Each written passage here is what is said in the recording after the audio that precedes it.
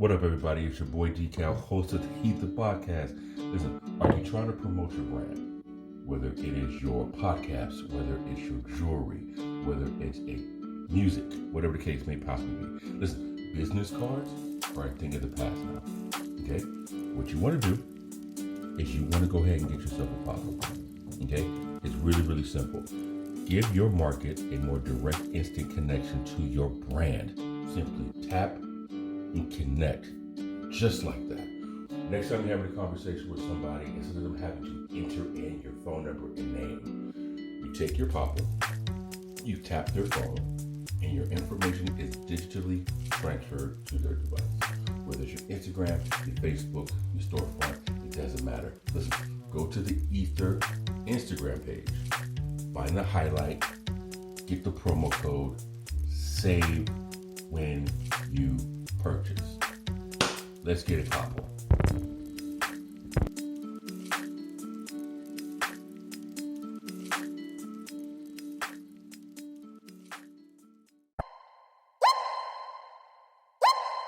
So, let's start with the E.I.H.R.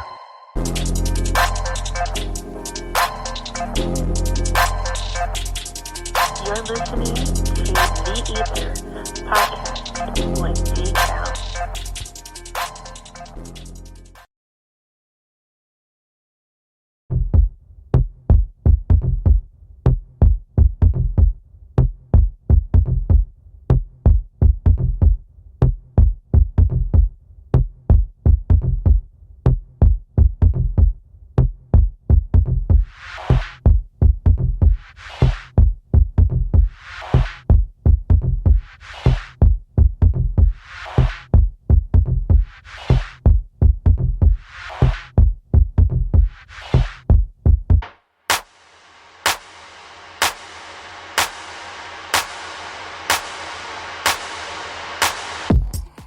What up, ladies and gentlemen? It's D.K.L., hosting the E.I.H.R podcast. Happy Monday to everybody out there. I want to say thank you very much for tuning in to this episode number 72 of the E.I.H.R podcast. So if you're listening to us via YouTube, if you're listening to us Spotify, iHeartRadio, Google Podcasts, or wherever you're getting your podcast, thank you very much for spending some of your afternoon with me. Greatly appreciate that. For those of you who are new to the podcast, the E.I.H.R podcast, the elephant in the room. We like to discuss certain topics and issues that you can't always have with your friends or peers. Usually, people are too busy yelling at each other and trying to sell the perspective that what they have to say is right, when both people can be equally right, or they can be equally wrong. We're from the GNS HQ here in Northern California. I want to give a shout out to everybody who's following us on the social media, whether it's Instagram, whether it's Twitter. The handle is going to be the same. The E.I.H.R, T-H-E-I-H-R. If you happen to be on TikTok, you can search us for the parent company, which is the GNS Inc. Same as the YouTube page. So any of the previous episodes you may have missed or want to kind of take a look to see what we have talked about, and you can leave comments on the page as well. You can also go to YouTube, and the handle there is going to be the GNS Inc. THEGNSINC. So if you're familiar with this thing that we do over here, we like to give a shout out, and we like to do inspirational, motivational. So first person I want to go ahead and give a shout out to is anybody and everybody who's working in the school department, whether you're a teacher, a teacher's aide, assistant principal, anyone in the school districts. Listen, you guys got a hell of a battle to fight. You know, I was talking with a teacher late last week, may have been over this weekend, and a lot of the districts, I'm gonna do it this way. Some of you parents of the children, you need to open your fucking eyes, because more times than not, your little angel that you send to school is a terror for these teachers. I'm not saying every teacher is good, but we all know every teacher ain't bad. So when your kid comes home and there's a bad remark regarding your child's behavior, mom, dad, guardian, sibling, whomever, you need to communicate with that instructor, with that teacher, whoever she, he, or they may be, and construct a conversation that does not include you yelling and or siding with your kid solely. I understand you want to have some support for your kid, but your kid could be the one that's fucking up in class. Your kid could be the one who's, I don't know, trying to stab another kid with some scissors simply because they're standing by their desk and your child says, no, I had the scissors pointing up. When damn well the teacher and the assistant both saw your kid trying to cell block kill another student. Just saying. I mean, I'm making fun of this, but it is a serious nature. It is a serious matter. It is a serious situation. Sometimes these teachers are overworked and they're underpaid and they're overstressed. And a lot of them take what they're teaching your children personal and they take it home with them. And you don't understand that they have children or a child or family that they have to take care of as well. So it's probably best you just open the communication with your child's instructor a little bit more creatively, more positive. And hey, don't demand the teacher to do your job. They didn't have your kid. They're just there to teach your kid. That's fair enough, right? Motivational inspiration before we get into this Passport Bros topic. Don't fall for sweet words. Fall for sweet efforts. Actions speak louder than words. If they're doing the same shit over and over again, obviously they don't mean what they say. But if they change their habits, then you know that they say what they mean. We'll get right into this when we get back. Hi everyone, this is Kelsey and I'm the Vice Chief of Editing of the World Update. We're the branch of the GNS Inc. that are going to be responsible for presenting you with encouraging and uplifting news and updates that are happening within the local, regional, and global things that are going on. We feel there's enough bad news being broadcast in our lives, so why not hear something good? Make sure to follow us on Twitter and Instagram at _the_U_. Let's update and uplift.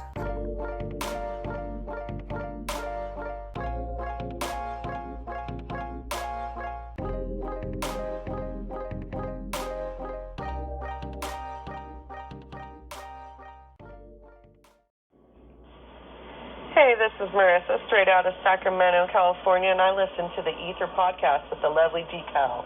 Go get 'em, Slugger. So, today is Monday, and it was yesterday when I happened to be on social media, and I saw this topic, and I had no idea what the hell it was. And so, naturally, I look it up to see what it is, so on and so forth, blah, blah, blah, blah, blah. And it was a hashtag Passport Bros. Like passport and bros. But it was one word. So I looked into it to see what it was. Oh boy.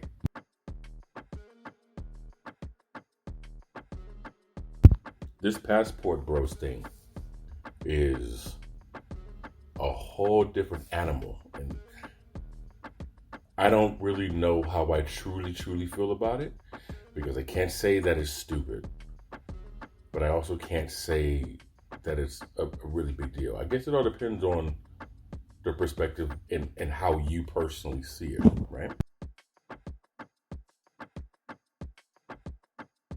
So here's what it is. From what I've read, passport bros is predominantly black men who are getting their passports and they're marrying women from other countries, whether it be China, Philippines, Taiwan, Brazil, Argentina, anywhere of those nations, right? Of those places. And everything that I saw about this, it clearly says that and black women are pissed, black women are mad, black women are upset. So I watched a few videos to see what the deal is, what the temperature is. I want to read the room. I want to inform myself, whether I agree with it or not. I at least want to be informed with what it is I do or what it is I do not agree with. So in a nutshell, it's men looking for women who are more submissive, who are more obedient, who are more likely to take whatever it is that the man chooses to give them, who has no backbone, who have no type of spine, who don't know how to stand up for themselves. These women don't speak proper English, and they just trying to take whatever it is that they can get so they can escape their version of captivity in their country. At least that's the perspective of the sisters who have a problem with this. I don't get it. I don't really get it.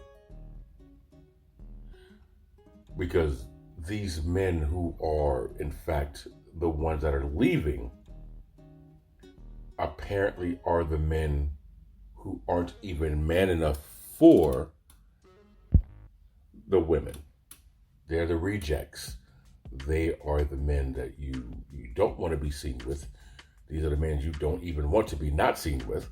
These are the men who have no shot. These are the men who have no chance. These are the men who you wouldn't give the time of day. These are the men who, if they shoot their shot, it gets rejected so fiercely, they're not even in your league. So why is it that you feel that these, air quotes, foreign women are taking your man?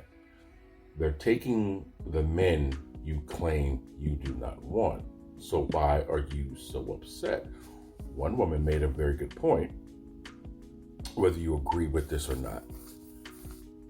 Why are you upset if we're taking your trash? You don't want this trash. So if anything, we're doing you a favor by getting rid of all the men you don't want and bringing them here so they don't bother you anymore. I was having a discussion with somebody earlier, and I'm going to say this. Today's mindset is a little bit different than it was 15, 20, 30 years ago. Roles are starting to switch from the traditional way society viewed how a household should look like. It used to be the man was the breadwinner, the woman stayed at home, took care of the family, took care of the house, so on and so forth. Now we're starting to reverse, where it's mainly women, a lot more women, who are the breadwinners, and the men are staying home. So, my guess is, with that switch of position of power, if that's what you want to call it, a lot more women are feeling that they need to step and take the role of the dominant person. Whether you admit this or not, whether you agree with it or not, in many, many cases, the man leads the household. Now, everything I'm saying is a generalization. I'm sure there's going to be somebody who wants to nitpick any and everything I just said. And there's probably going to be somebody who wants to nitpick anything that I'm going to say. But a woman's place is not below a man. A woman's place is not above a man. They were meant to be equal side by side. And the way I see it, a woman is to complement and do all the things that a man cannot do. And a man is to complement and do all the things that a woman cannot do. Or you can say the more dominant versus the more agreeable / submissive character in a relationship. One thing I will say, most women from other cultures, and I may have mentioned this in a previous episode, most women in different cultures are raised to be wives. From the time they're little girls, their whole upbringing is to be the best wife they can for their husband. Whether you agree with that or not, that's what it is in many, many cases. The black woman, however, is not meant, she's not raised to be a wife. Traditionally, generally, overall, she isn't. The black woman is raised to survive. The black woman is raised to survive in this world because, quote unquote, you will not be protected, you will not be loved, you will not be cherished. So everything you do, you must fight for. Everything you do, you have to earn. Every accomplishment you make has to go up, over, and beyond the level of expectation. You literally have to dominate any and everything you get yourself into. So the whole life, they have to worry about not just brutality from the same sex, brutality from the opposite sex, possible brutality from law enforcement, to be raised in a toxic environment, household, neighborhood, school, whatever the case may be. You have to understand that you're competing against people who have so many legs up above you and over you in society that you have to be strong. Any submissive, any weak, any agreeable, any type of passive, you are going to get fucked and taken advantage of. You're going to get fucked over. So when it comes to relationships, and many, not all, many cases of black women, they're very skeptical on sharing that aspect of their life because they've been raised, if you give your heart to a man, he's going to take advantage of it because that's just the world we're in. So the darker you are melanin, the darker you are skin tone, the harder you have to be. So it's not that they're angry per se. They're protective.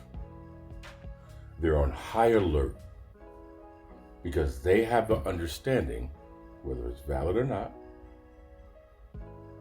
no one's going to take care of them except for them. Is that like that for every household? Of course not. But more people than you think, that's the mindset they have. Now, as a black man, we are taught the only way for us to make it out of any place, whether you agree with this or not, is some form of entertainment.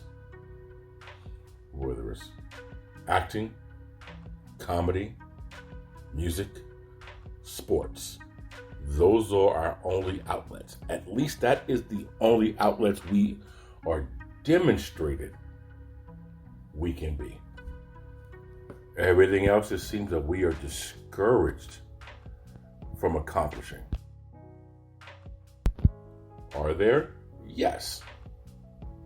But on a mass scale, we're only shown a wicked jump shot, a badass crossover, a fast 40-yard dash, or you can play a role. So, their perspective is entertainment. And in a world of a man, or the world of a dominant figure, you are the pillar of strength. The problem is sometimes you have no place for you to lean on. And that's where the woman comes into play, or that's where the more feminine, submissive, agreeable character in the relationship comes into play. That's where your partner come in for you to lean on. But if your partner never has been exposed to that type of environment, they do not know how to react to that necessity. Again, it seems that a lot of, in this situation, black women come off with this aggressive attitude because of what I explained to you earlier. And the men grow up in that aggressive environment as well. So now you got two aggressive people who are aggressive because they have to be aggressive, because that's the way they were raised. That's how they were brought up to be, and brought up to believe they have to be. They bump heads. So now you come across this person who doesn't understand that, because their environment is to be, for lack of better terms, submissive. And you feel this person is softer. You feel this person is kinder. You feel this person is willing to understand. You feel this person is not giving you grief. You feel this person is not going to give you shit. You feel this person is not going to cuss you out. If you don't do this, you don't do that, you don't do the other. You feel. And with that said, you have a lot of people going to different cultures, if you will, because they understand this is not what I have to deal with over here. I don't think, in my opinion, you're taking anybody's man or you're losing anybody's man. I honestly believe it's just a case of lack of communication. One woman even said on a video that I watched, it's not that Asian women are submissive as to Asian women being more agreeable. Because in relationships, from my opinion, there's three things about relationships. It's communication, it's comprehension, and compromise. You can communicate all you want to, but if your partner does not know how to comprehend that communication, you're talking to a brick wall. And if you're dating someone who communicates and they comprehend, but they're not willing to compromise, you're talking to a mannequin. And compromise doesn't necessarily mean you have to give up everything you believe in or everything you stand for. What it does mean, give a little, take a little. I'll drop this and I'll gain this. I'll pick this, you pick up that. And in many relationships, I feel people, at least in America, people are dating not because they're in love, infatuated, or interested in the person that they're dating. More or interested in the status that they get from the relationship, or the benefits of the relationship, or what they can gain from that relationship. They're also embarrassed about some of the things that they want from this relationship. If you're dating somebody who is interested in a certain sport, a certain movie, interested in learning something new that they don't have, or traveling to a certain town, city, state, country. Or it might be something more in an intimate thing. They might be more interested in doing something different sensually. They don't feel comfortable with sharing these things with their partner on the case that they're going to get embarrassed, they're going to get made fun of, they're going to be judged. It seems many people in different countries who probably come from third world countries or more impoverished neighborhoods, they probably are less judgmental because, hey, look where I live. Look how I dress. Look what I drive. Look what we eat. You think I'm going to judge you because you can't afford Nikes? So, you can afford shoes. And that's all that matters. Shoes. You think I care that you can't afford a brand name of something? Who cares? I wear this sheet. I wear this robe. I wear this garment 4 days a week. Because it's the only thing I can wear. So a lot of people in these countries probably have this, for lack of a better term, lower standard of expectation. And they really just care about the bare minimum of what you need to be happy. And that's all that matters. Everything else comes with it. Now, as an American, we have these outlandish expectations in some cases when it comes to relationships. And yes, we are collectively extremely judgmental on certain things. Because in some relationships, we don't care about if this makes my partner happy. We care about, I don't want to do that. Sometimes there's a compromise that needs to be made. Yes, there's certain lines you draw in the sand. Sure. But there's certain compromises that do need to be made, especially if it's a partner that you care for deeply, care for immensely, and sincerely want to see satisfied and happy. If it's between you and your partner, it's between you and your partner. Why do you care what the outside world thinks or believes about what you and your partner do in a romantic setting? What do you care about if people judge you and your partner for wanting to travel someplace or go someplace? Most of those people who are judgmental, they honestly do not have exactly what it is that you are trying to work on or trying to build or possibly even seeking out. Another reason why whenever I'm in a relationship with somebody, I keep my relationships private. Because I said this before. The less I share publicly, the more I ain't got to explain shit to anybody. And I try to make people understand, the more comfortable you are, the more comfortable you feel, the bigger the connection.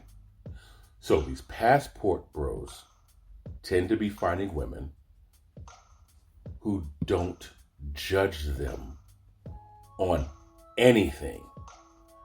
Job, income, status, history, how they look, how they dress, what they drive. Again, in America, we do have a tendency to be very judgmental on materialistic things.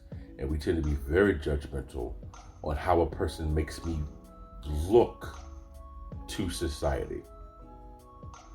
While at the same time telling people, I don't give a fuck what anybody thinks. There's a lot of hypocrisy. What do you guys think about this? Do you agree? Passport bros, do you agree that a lot of these women are taking leftovers? Do you agree that a lot of these women are agreeable and just want a good quality man who does show some vulnerability from time to time and know how to console that? Is that a problem with American women? Is that a problem with people in general, no matter where you are across the country, across the planet? What do you say?